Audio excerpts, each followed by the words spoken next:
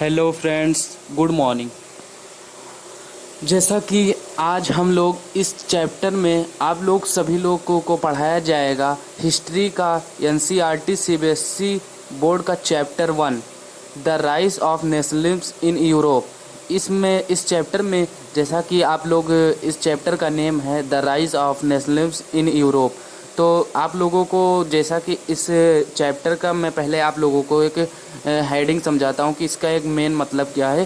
कि जैसे कि यूरोप एक कंटिनेंट है, तो यूरोप में उस कंटिनेंट में जैसे कि बहुत सारे देश आते हैं, जैसे फ्रांस, जर्मनी, इटली, पेट्रोरिया एंड होलोलैंड, बेल्जियम, स्विट्ज़रलैंड, जैसे तमाम देश आते हैं। तो उस यूरोप में जो नेशनलिज्म का है उसमें जैसे कि कैसे नेशनलिज्म का राइज हुआ। तो नेशनलिज्म क्या है? तो जैसे कि नेशनलिज्म एक वो है जैसे कि हमारे साथ जब कोई हमारे कंट्री में जैसे डिस्क्रिमिनेशन होता है, भेदभाव होता है, ये रंग रूप के आधार पे, जात पात के आधार पे, तो जैसा कि जब इंसान के ऊपर मतलब ज़्यादा ही सब कुछ होता है, तो जैसे एक हमारे अंदर जैसे एक फीलिंग वो होती है, ग्रो होती है।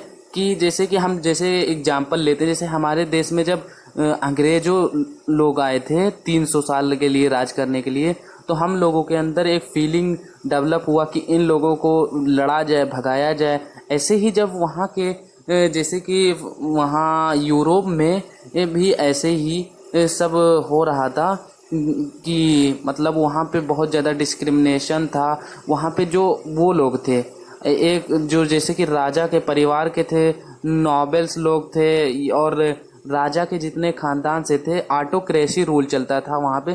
तो जो कि ऑटोक्रेसी रूल में सबको बराबर का वो दर्जा नहीं दिया जाता था। तो जैसा कि अब हम लोग चैप्टर को स्टार्ट करते हैं तो इस चैप्टर में पहला सबसे हम लोग पढ़ेंगे कि नेशनलिज्म क्या, कहाँ कहाँ मतलब इस देश कहाँ कहाँ हम लोग इसको 3 मेन जगह पढ़ेंगे। जैसे कि नेशनलिज्म इन यूरोप में कहाँ कहाँ, यूरोप में 3 कंट्री में हम लोग 3 से 4 कंट्री में पढ़ेंगे nationalism in rise in nationalism पढ़ेंगे। जैसा कि पहला सबसे फ्रांस, दूसरा जर्मनी, तीसरा इटली, इन्हीं तीनों का हम मेन पढ़ेंगे, और पैट्रियट का भी हम लोग देखेंगे। और लेकिन मेन है France, Germany, Italy and Britain का। यहाँ तीनों का, फ्रांस, जर्मनी और इटली, ब्रिटेन, ये 4 कंट्री जो है, और इस कंट्री का हम लोग पढ़ेंगे नेशनलिज्म यहाँ पे कैसे ग्रो हुआ। तो सबसे पहले जैसे कि आप लोग जानते हैं नेशनलिज्म का फीलिंग सबसे पहले फ्रांस से ग्रो होता है। जो कि आप लोगों को 9th में पूरा एक फ्रेंच रिवॉल्यूशन करके चैप्टर दिया गया है, चैप्टर 1 हिस्ट्री, उसमें मैं आप सभी लोगों को पढ़ाया है। जैसे कि उस चैप्टर में इसका यही शॉर्ट इंट्रोडक्शन पहले इसमें दिया गया है पूरा, कि इसमें फ्रांस में रिवॉल्यूशन कैसे आया। तो आप लोग इस सब मैं आपको पहले बता देता हूँ कि अब जैसे कि इसमें लिखा है एक point, emergency of nation state replacing multinational dynastic empire of Europe. जैसा कि इसका मतलब पहले जैसे कि कोई भी नेशनल स्टेट ग्रो नहीं करते थे, सब मल्टीनेशनल डायनेस्टिक जैसे एम्पायर हुआ करते थे, जो राजा के अंडर पे हुआ करते थे। तो एमर्ज कैसे नेशनल, जो नेशनल हमारा नेशन कैसे बना। और उसके बाद ये इसमें हम पढ़ेंगे जैसे कि the dream of world twice है एंड सोशल रिपब्लिक, ये पढ़ेंगे हम लोग। ये जैसे कि एक पेंटिंग के द्वारा जिसको फ्रेडरिक सोरियोस ने जैसे कि ड्रा किया था, उसको हमारे बुक में दिया। आप लोग, मैंने पहले भी कहा, जब भी आप लोग हिस्ट्री पढ़ा करें तो बुक लेके बैठा करें। तो हम लोग सबसे पहले, अब चलिए हम लोग अपना स्टार्ट करते हैं, the French revolution and idea of the nation. तो सबसे पहले हम इसमें अब आइडिया ऑफ द नेशन मतलब कि हम अपने देश के प्रति क्या आइडिया लॉजी रखते हैं। तो जो कि फ्रांस के सभी लोग थे, वो जैसे कि कुछ लोग जो कि सोसाइटी में चेंज चाहते थे। जैसे कि आप लोग को मैं 9th का सारा यहाँ पे बताऊंगा, टेंशन मत लीजिए, नहीं पढ़े आप लोग 9th का तब भी आप लोगों को कोई दिक्कत नहीं होगा, सारा मैं कुछ सब पढ़ाऊंगा। तो जैसे कि फ्रेंच रिवॉल्यूशन है, तो फर्स्ट जैसे कि फ्रेंच रिवॉल्यूशन में first clear expression of nationalism 1789, जैसे कि फर्स्ट जो क्लियर एक्सप्रेशन ऑफ द 1789 में नेशनलिज्म का आया था। जबकि जैसा कि हम आपको बता रहे हैं पिछला थोड़ा 9th का, क्योंकि उसको आप लोग अगर नहीं समझेंगे तो ये चैप्टर आप लोगों को बिल्कुल नहीं समझ में आएगा। तो आप लोगों को सबसे पहले जैसे कि फ्रेंच रिवॉल्यूशन, जब वहाँ पे जो वहाँ के राजा थे लुइस का 16 थे शायद, लुइस 16, हाँ लुइस 16 थे। उनका जो है कि उनकी वाइफ का नाम था मैरी एंटोनियो, जो ऑस्ट्रिया की थी, प्रिंसी उनसे शादी हुई थी उनकी। उसके बाद वहाँ पे जो फ्रांस में ऑटोक्रेसी रूल चलता था, तो जो वहाँ के किंग थे, वहाँ के किंग जैसे कि वहाँ पे वहाँ की ट्रेजरी जो थी, उनका खजाना, ट्रेजरी मतलब खजाना जो था उनका खाली था। क्यों खाली था? क्योंकि तमाम वर्ल्ड वार, पहला वर्ल्ड वार बिगन हुआ था उस समय, पहला वर्ल्ड वार बिगन हो चुका था।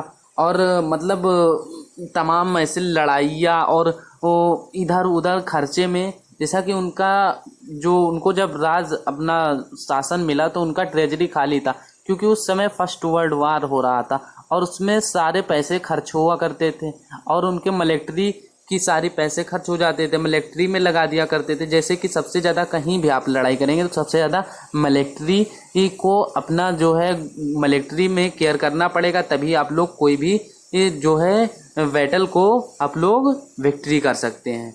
और तो फिर उसके बाद यहाँ पे जब वो राजा थे तो वहाँ पे 3 कैटेगरी में स्टेट डिवाइड थे, first state, second state and third state. अब आप लोग जानते फर्स्ट स्टेट और सेकंड और थर्ड स्टेट में, फर्स्ट स्टेट में जो थे वो लोग क्लर्जी लोग थे, मतलब कि जो चर्च से थे, उन लोगों को बिल्कुल टैक्स नहीं पे करना पड़ता। और सेकंड में नॉबलिस्ट थे, जैसे कि राजा के फैमिली परिवार, उनके ये सब, उनको भी टैक्स बिल्कुल नहीं पे करना पड़ता था। और जो थर्ड स्टेट में वो सब गरीब लोग थे, जैसे बिजनेसमैन, मर्चेंट, फार्मर, कारपेंटर, ये सब लोग थे, इनको टैक्स दोनों लोग को देना पड़ता था। पहला टैक्स जो है नॉबलिस्ट को देना पड़ता था, दूसरा टैक्स क्लर्जी लोगों को। पहला जो है मतलब कि सबसे ज़्यादा 10% क्लर्जी को मिलता था। आप भैया जैसे कि आप लोग देख रहे हैं कि यहाँ पे जिनका मतलब इनकम है उनसे टैक्स नहीं लिया जा रहा है। तो जब यहाँ पे राजा ने एक बैग टैक्स फिर बढ़ा दिया तो इन्होंने मीटिंग किया। तो मीटिंग में जैसा कि ये थर्ड स्टेट वाले एक कंडीशन रखे कि सबका 1 वोट 1 वैल्यू होना चाहिए। जैसे कि इनमें 600 मेंबर थे और उन दोनों ग्रुप में 300 मेंबर थे, तो उन ग्रुप का एक मेंबर का 1 वोट था और इन लोगों का पूरे ग्रुप का ऐसे 1 वोट था। तो यहाँ पे 1 मेंबर 1 वोट नहीं था, तो इन लोगों ने डिमांड किया तो राजा ने नहीं माना। तो फिर राजा ने जब नहीं माना तो ये लोग वहाँ से चले गए, और जब चले गए तो वहाँ पे दरअसल ये लोग राजा अपनी ट्रूप मतलब अपनी आर्मी भेज दी शहर में, फ्रांस के वहाँ पे पैट्रियट सिटी में, कि जाइए कंट्रोल करिए, देखिए क्या है। तो उन लोगों को लगा कि यह राजा हमको मरवाने के लिए आर्मी भेजे हैं, तो उन लोगों ने बेस्टाइल फोर्ट में हमला कर दिया। वहाँ से पहला वहाँ से नेशनलिज्म का फीलिंग, आप लोग बहुत ध्यान से सुनिए, वहाँ से पहला नेशनलिज्म का फीलिंग ग्रो हुआ। फिर उसके बाद अब हम लोग जैसे कि national sense of collective identity, इसका मतलब क्या होता है? इसका मतलब क्या, जैसे कि कुछ स्टेप टेकन किए गए थे। तो क्या टेकन किए गए थे? द आइडिया ऑफ ला पैट्रिया एंड बी सेटोरिया। आप लोगों को जैसा कि नाम सुन के बहुत कन्फ्यूजन सा लग रहा होगा, लेकिन आप लोग बिल्कुल घबराइए ना। हम अपने अब नेक्स्ट वीडियो में, जो हमारा नेक्स्ट वीडियो होगा, आप लोगों को हम पूरा ला पैट्रिया एंड ला सिटीजन जो था वो क्या था उसके बारे में आप लोगों को हम बताएंगे। तो बाय बाय, आप लोग वॉच करिए और लाइक करिए, आप लोग कमेंट करिएगा। मैं अगला वीडियो भी आप लोगों के लिए ज़रूर बनाऊंगा। और आप लोगों को कोई भी दिक्कत हुआ हो तो आप लोग कमेंट सेक्शन में हमको ज़रूर बताइएगा। और आप लोगों से मेरा ये रिक्वेस्ट है कि आप लोग इसको, मेरा चैनल को सब्सक्राइब और वीडियो को लाइक और शेयर, और अच्छा लगा हो तो लाइक, और अगर ना अच्छा लगा तो डिसलाइक कर दीजिएगा, पर आप लोग कर जरूर दीजिएगा, क्योंकि इससे हमको मोटिवेशन मिलता है नेक्स्ट वीडियो जो कि मैं आप सभी लोगों के लिए बना सकूं, ताकि आप सभी लोग अपने स्टडी में किसी भी प्रकार की कोई भी कमी महसूस ना कर पाए। मैं यही चाहता हूं कि आप सब लोग अच्छे से अपनी पढ़ाई करें, ग्रो करें और देश के भविष्य में के लिए कुछ करें। तो ठीक है, bye bye, thank for watching video.